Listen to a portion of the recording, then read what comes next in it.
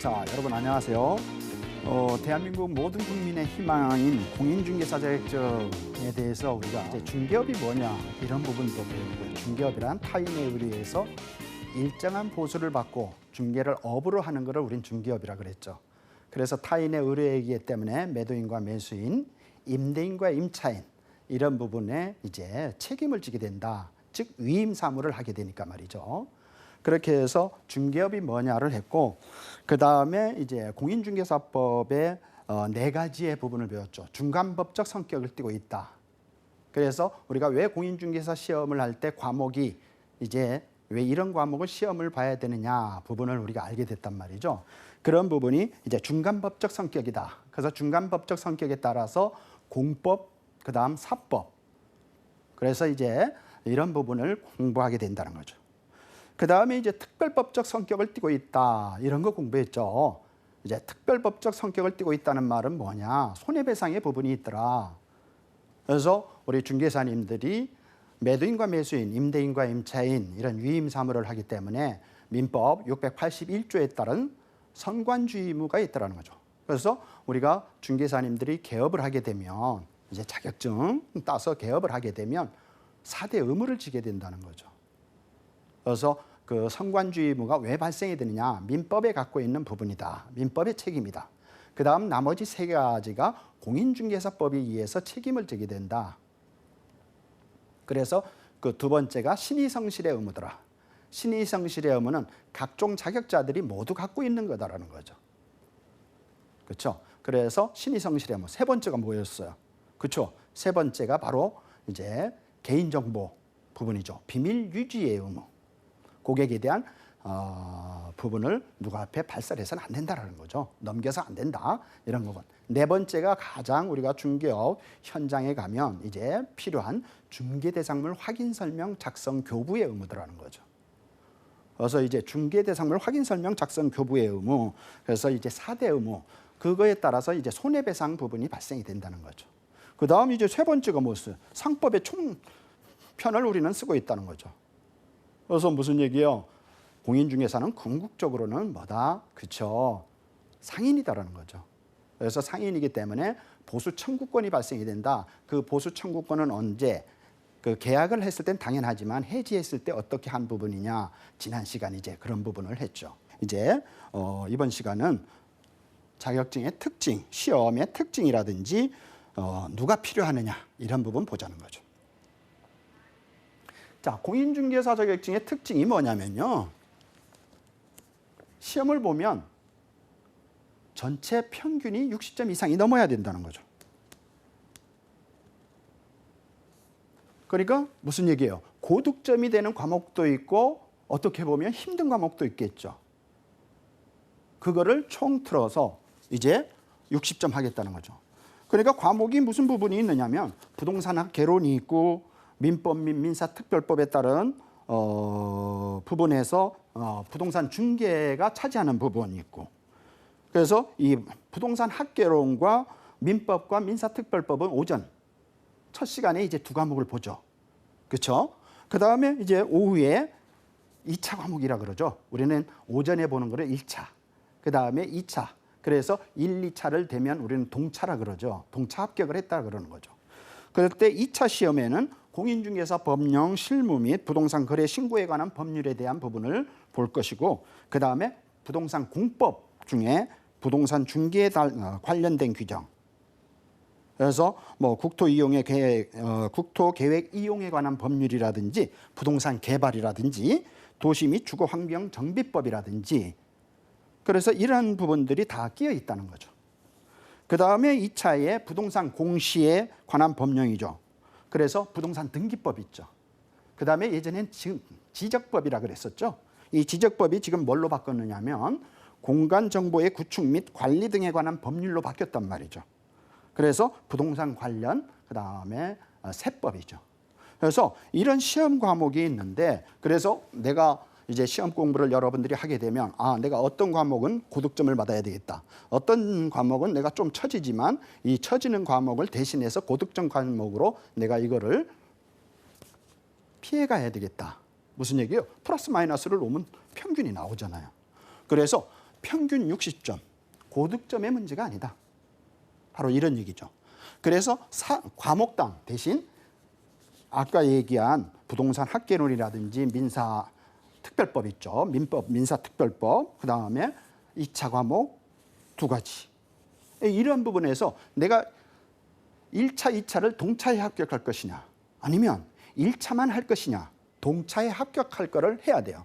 그리고 분명히 여러분들 앞에 어프로치 드리지만 1차를 잘 해놓으면 2차는 그렇게 큰 무리 없이 하는 방법들이 있다는 거예요. 그래서 1차를 정확히 하면 2차 봐야 된다는 거예요. 근데 나중에 또 2차를 안 하신 분이 있어요. 근데 시험 끝나서 딱 봤더니 뭐라 그래요? 와, 이거 1, 2차 한 번에 할 걸. 할 걸 할 땐 뭐예요? 떠났다는 거예요. 그래서 결정을 하게 되면 처음과 끝이 똑같이 초지일관으로 밀어나가시라는 거예요. 그 밀어나가되 그 부분을 어떻게 내가 평균, 고득점을 할 거, 평균을 만들기 위한 방법에서 고득점자 과목을 정하고 그다음에 과목에 어려움이 있는 부분은 어느 정도다. 그러면 플러스 마이너스 60점. 그런데 항상 합격점이 평균 60점이죠. 그러면 여러분들이 60점을 계산하면 안 돼요. 여러분은 어떻게 해야 된다고? 그렇죠. 70점을 잡아야 된다고. 그래서 이제 공부할 때는 70점, 75점을 목표로 하면 시험 보러 가면 65점 나온다는 거예요. 65점이면 합격이죠. 뭐. 걱정할 일 뭐 있어요. 이렇게 해서 공부를 하라는 거예요. 다만 과락이 부분은 어떻든 피해야 된다. 그런데 과락? 여러분 과락할 정도로 하면요. 그건 공부 안 하신 분이세요. 어떻든 여러분들이 배워주는 방법, 여러분들이 노력하는 만큼 절대 저는 과락은 없다. 그리고 분명히 공부한 사람들 앞에는 합격될 수 있다는 거죠. 이런 부분들이죠. 그래서 그러한 부분을 두 번째로 가면 시험의 특징이 뭐냐? 상대평가가 아닌 절대평가라는 거예요. 절대평가. 무슨 얘기예요? 상대평가면 아까 고득점을 받아야 돼요. 그렇죠? 상대평가면 고득점을 받아야 된단 말이에요. 절대평가는 말 그대로요. 평균 60점만 하면 절대평가로서 합격시켜주겠다. 그래서 중개사 시험 공부할 필요 있다 없다? 있다. 여러분이 뜻이 있는 곳에는 분명히 여러분이 결과가 있을 것이다라는 거죠. 다만 부탁드리고 싶은 게 있어요. 중개사님들. 민법 같은 거 공부하다 보면 처음에는요. 되게 쉽게 생각을 해요. 민법을. 그런데 나중에 뭐라 그러냐면 와 민법 힘들어. 그런 부분들도 이제 나중에 제가 내용을 얘기하죠. 왜 그런 이유가 발생이 되느냐 이런 거를 볼 수 있다는 거죠. 그 다음에 공인중개사 자격증은요. 남녀노소 앞에 기회가 평등합니다. 그렇죠? 뭐 국가 자격증이니까 남자들 군대 갔다 오면 플러스 뭐 0.5점 더 주는 게 아니라는 거야. 능력이라는 거죠. 그 다음에 이제 순차적 합격의 기회도 있습니다. 이 순차적 합격의 기회는 뭐냐? 공인중개사 아까 뭐라 그랬어요? 제가 초지일관 하시라 그랬는데 하다 보면 진짜 꼭 그 해에 공부하는 해에 뭔가 다른 일이 해야 될 일이 발생하는 경우가 있습니다. 그러면 절대 끈을 놓지 마시라는 거예요. 뭐를? 그러면 최소한 1차라도 잘 해놓으시라는 거예요. 1차를 진짜 고득점 만들 정도로 한번 해보시죠. 그러다 보면 2차 시험 보면 돼요. 왜? 2차라고 해서 별게 아니라는 거죠. 1차 시험에서 나왔던 부분을 근거로 해서 2차에도 나오는 게 너무 많다는 거예요. 그래서 1차가 2차에 어떻게 보면 디딤돌이다. 그래서 우리는 디딤돌이 중요하다는 거예요. 그러한 부분들이죠. 여기에는 없지만은요. 또 그 자격증의 시험의 특징은 오지선당형이에요. 오지선당.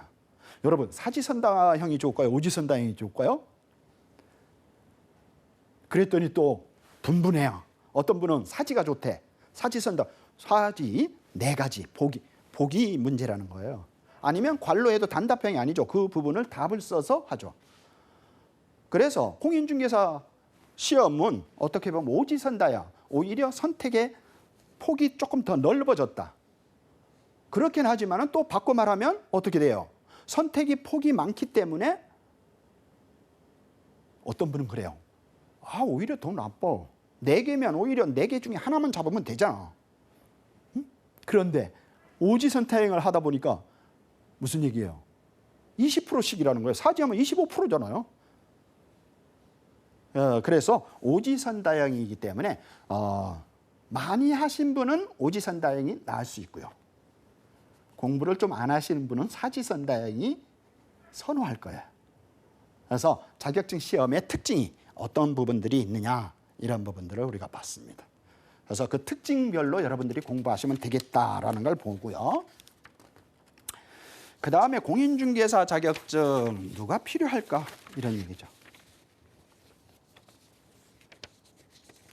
자, 제가 이런 얘기를 합니다.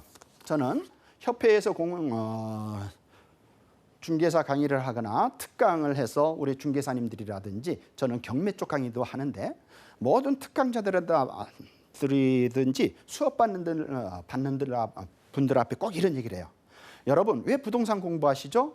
왜 경매 공부하시죠? 하면 돈 벌려고요, 이래요. 돈 어떻게 해서 버시죠? 이렇게 쭉 반문을 하죠. 그러면 바로 이런 대답을 합니다. 뭐라고? 싸게 사서 비싸게 팔겠다고요. 자, 이게 답일까요, 여러분? 저는 아니라고 보거든요. 싸게 사서 비싸게 판다. 싸다는 건 뭐고 비싸다는 건 뭐냐는 거예요. 바로 이러한 부분에서 자격증은 누가 필요할까? 첫째는 중개업의 개업의 수단이고 재테크 수단이다라는 거죠. 그 다음 두 번째는 실수요자 입장에서 필요하다는 거죠. 그 다음에 세 번째는 투자업을 하기 위해서 필요하다는 얘기입니다. 그 다음 네 번째는 자기의 재산 관리를 하기 위해서 필요하다. 바로 그 중에 재테크의 수단을 먼저 제가 설명을 했던 부분입니다. 자, 즉 부동산에서 돈 벌겠다, 경매를 해서 돈 벌겠다, 중개업을 해서 돈 벌겠다. 돈 어떻게 벌 건데? 싸게 사서 비싸게. 싸게는 뭐냐는 거고 비싼 건 뭐냐. 그렇죠? 왜? 사람마다 개념이 다 틀리다는 거예요. 그러나 우리가 부동산 시장에서 어떻게 해요? 매도자 입장에서는 항상 꼭대기에서 팔려고 그러죠. 매수자 입장에서는 어때요? 바닥에서 살라 그러죠. 그래서 제가 어떤 강의를 하게요? 매도자는 어깨에서 팔아야 되고 매수자는 무릎에서 사야 된다는 거죠. 이게 수익의 개념인 거예요. 수익은 맞죠. 다른 사람은 5천만 원이 많이 남을지 몰라도 돈 있는 분 앞에 5천만 원은 적을 수가 있고요. 아니, 우리가 밖에 나가면 500만 원도 큰 돈이죠. 500만 원도 남을 수 있죠. 그런데 부동산으로 해서 500만 원 벌라고 해? 무슨 얘기야? 5천만 원 1억은 벌어야죠. 그러니까 투기꾼으로 전락이 된다는 거죠. 사실 투기와 투자는 시간의 차이입니다. 단기냐 장기냐의 차이고 순수와 비순수의 차이로 우리가 간단히 얘기할 수 있습니다.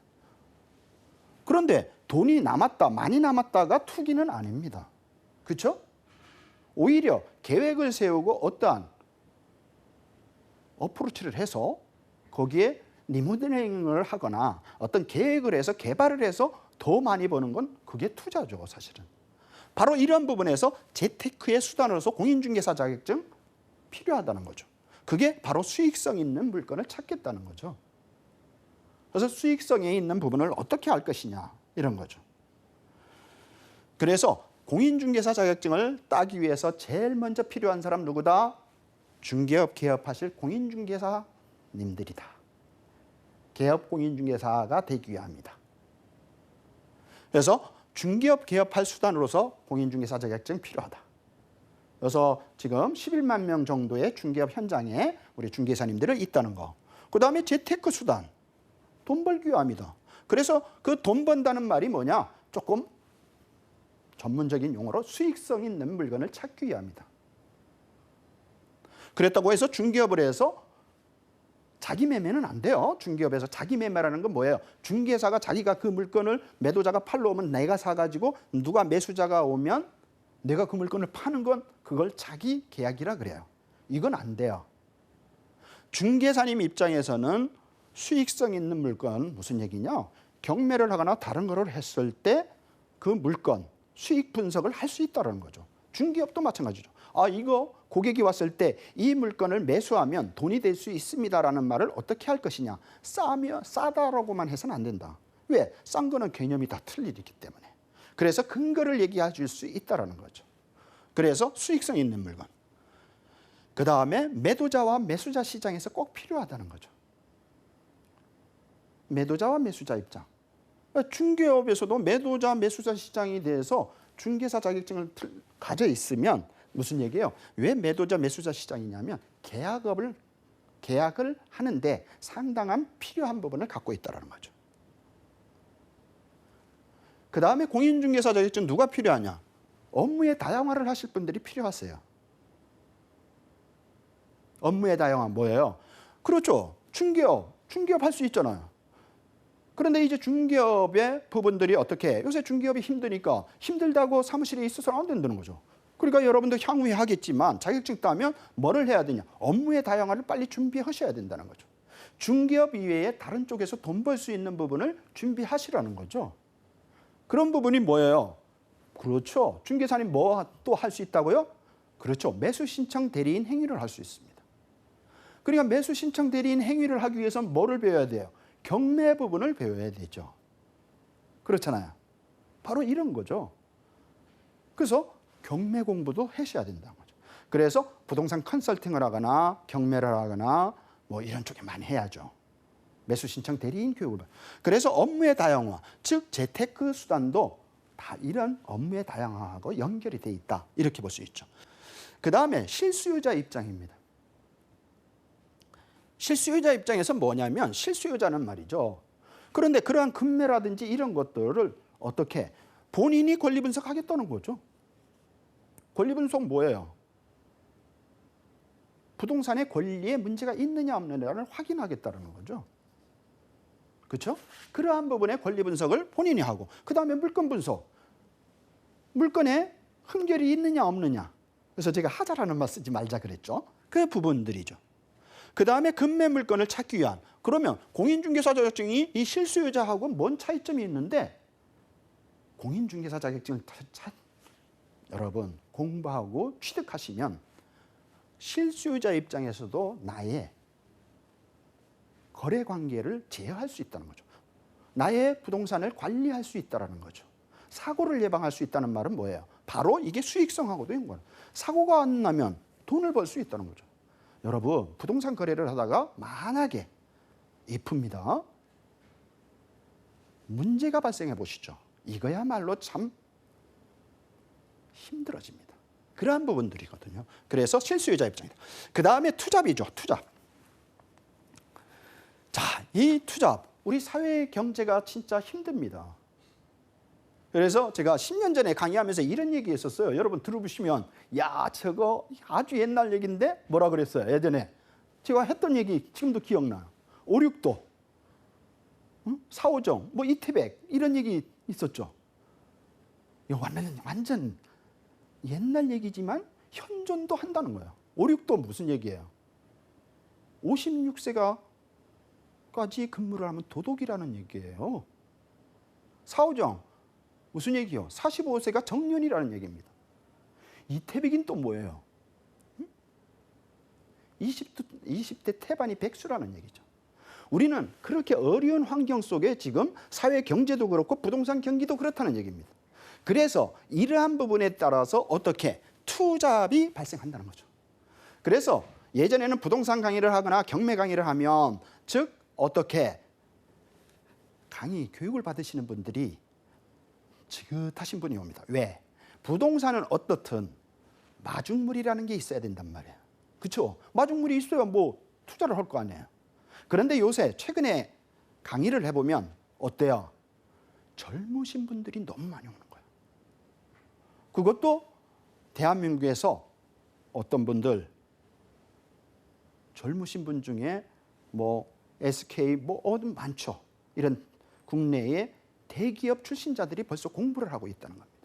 그 얘기는 뭐냐? 투잡을 하겠다는 거예요.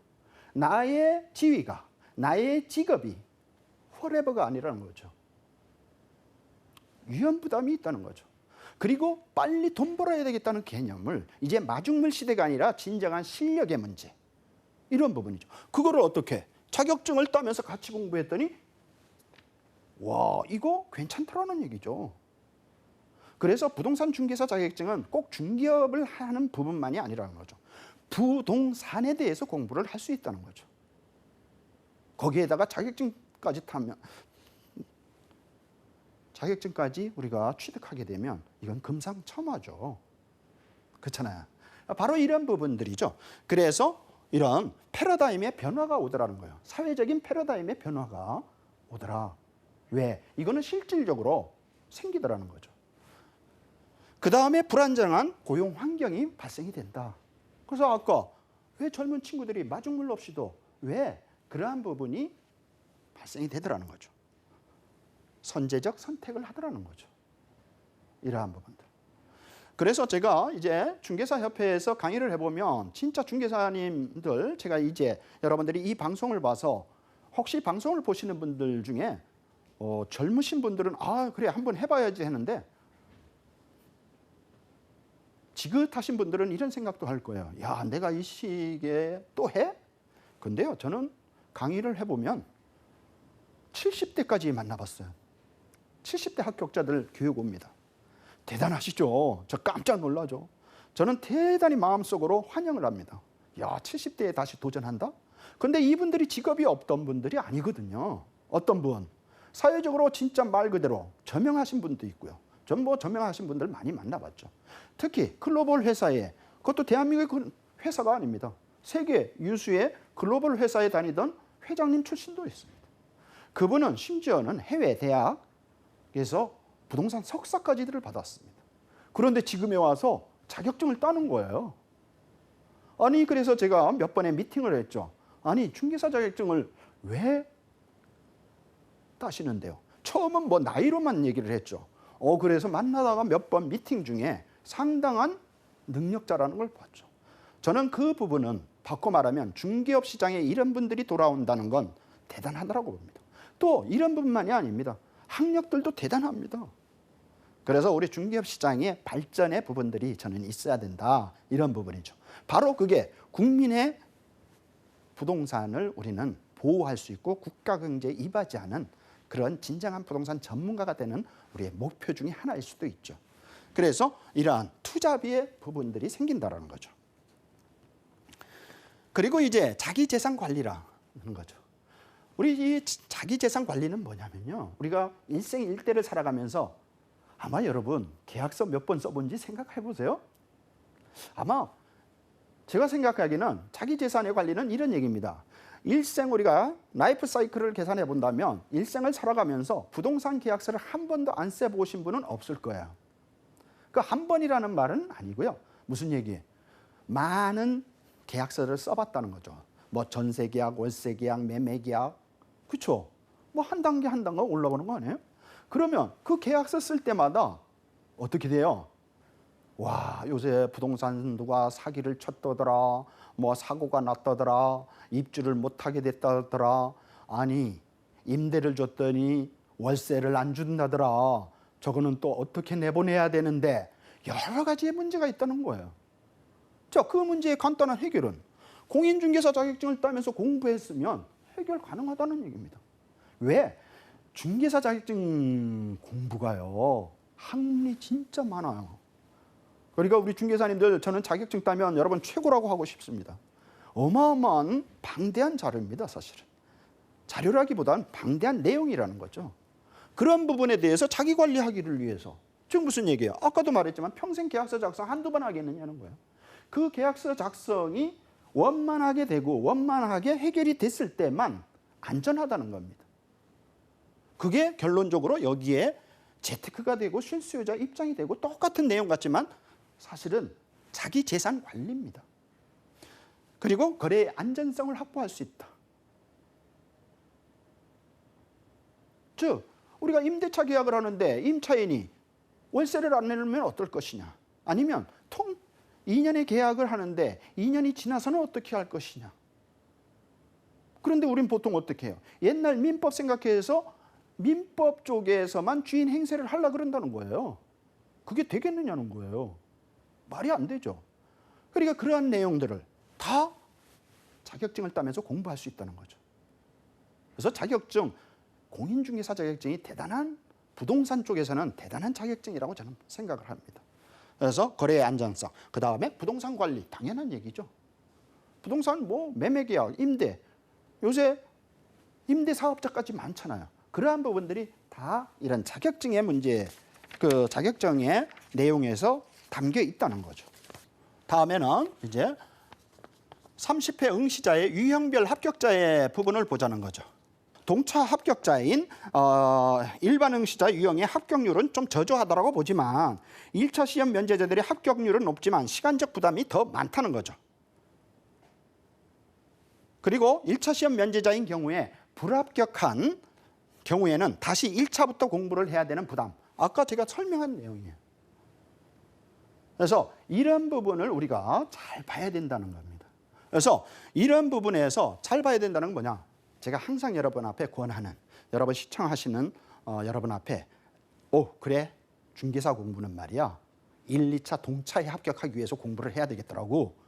그거 보니까 2차 하신 분들이 합격률이 그렇게 썩 좋진 않더라고. 그러면 나도 그런 사람 쪽에서 빠져나와야 되겠다라는 거죠. 바로 이런 부분들이죠. 자, 이렇게 해서 이번 시간 여러분들이 어떤 부분들을 봤느냐 하면 시험의 특징은 어떤 게 있느냐, 그 다음에 자격증 누가 필요한가, 어떤 사람들이 필요한가, 그렇죠? 그 다음에 자격증을 준비해야 되는 이유가 뭐냐, 그 40대 50대들이 왜 하느냐, 이런 부분들이죠. 그리고 합격률의 비율을 봤을 때 동차에 합격할 확률이 낮지만 그 동차로 해야 되겠다. 왜? 1차 면제를 받아봐야 사실은 나중에 합격률이 그렇게 좋지 않더라. 그래서 어떻든 우리가 동차에 합격하는 부분으로서 계속적인 노력을 해야 되겠다. 이런 부분을 이번 시간에 여러분들하고 같이 살펴봤습니다. 시청하신 여러분 대단히 고맙습니다.